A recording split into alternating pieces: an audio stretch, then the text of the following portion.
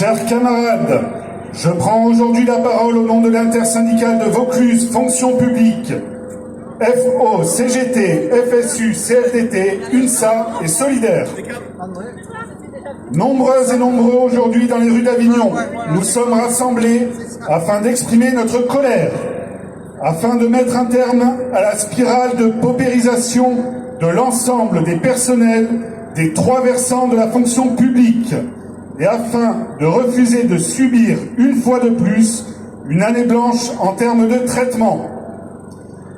Après avoir mis à mal une première fois le statut général de la fonction publique avec la loi Dussopt en 2019, le président Macron a décidé le 16 janvier dernier d'imposer le salaire au soi-disant mérite contre la garantie de déroulement de carrière.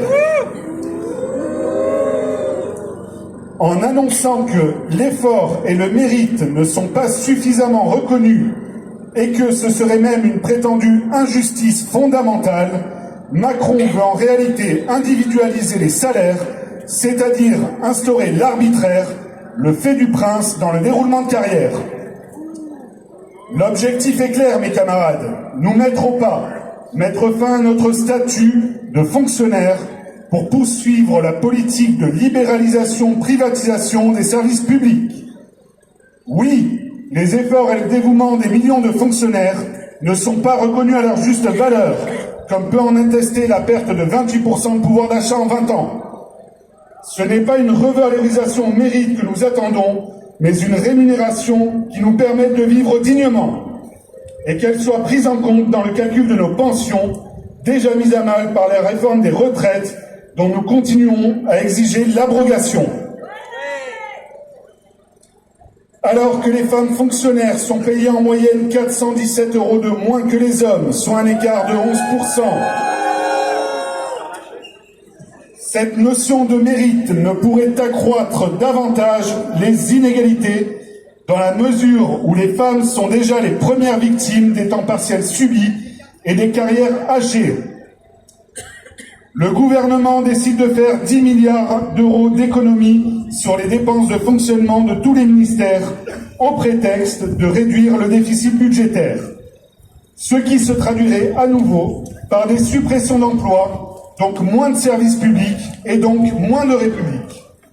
Mais M. Macron ne regarde pas la dépense quand plus de 140 milliards de cadeaux fiscaux et d'exonérations de cotisations sociales bénéficient aux entreprises chaque année, ou quand il fait voter 413 milliards pour la loi de programmation militaire. Le maintien d'une inflation élevée depuis des mois aggrave une situation déjà détériorée en ce qui concerne nos rémunérations. Les mesures gouvernementales ne vont pas dans le bon sens, comme la fin du bouclier tarifaire pour l'électricité, dans ce contexte de pouvoir d'achat très dégradé et de tension sociale. Les pertes s'accumulent, les collègues payés à l'indice minimum sont sans cesse plus nombreux, les déroulements de carrière se réduisent quand ils ne deviennent pas inexistants, les qualifications sont de moins en moins bien reconnues. Les quelques miettes accordées, à savoir les augmentations du point d'indice de 3,5% au 1er juillet 2022, et 1,5% au 1er juillet 2023 sont loin de compenser la réalité de l'inflation. Ce ne sont pas les 5 points d'indice supplémentaires ajoutés le 1er janvier 2024, à savoir seulement une vingtaine d'euros par mois, qui aideront les fonctionnaires à vivre dignement. Ce mépris, cette injustice n'ont que trop duré. Nous exigeons une revalorisation immédiate de 10% du point d'indice, sans contrepartie ni tâches supplémentaires, sans notion de mérite, dans l'attente de l'ouverture de véritables négociations permettant le rattrapage de la perte continuelle de pouvoir d'achat depuis plus de 20 ans. Si nous sommes mobilisés aujourd'hui, c'est pour qu'existent de véritables services publics de proximité dans tous les territoires, ruraux comme urbains, garants de notre modèle républicain. Si nous sommes ici aujourd'hui, c'est bien pour la défense des services publics d'État, territoriaux et hospitaliers, avec les moyens de fonctionnement et en personnel qui leur permettent d'assurer leur mission dans des conditions de travail dignes et dans l'intérêt de celles et ceux qui en ont besoin. Monsieur Macron, non, nous n'acceptons pas un service public au rabais. Non, nous n'acceptons pas la disparition des services publics de proximité.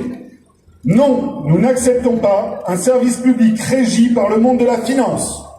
Non, nous n'acceptons pas non plus que les 10 milliards d'euros d'économies soient pérennisés et soient même portés à 30 milliards en 2025, comme l'a annoncé Bruno Le Maire le 6 mars dernier.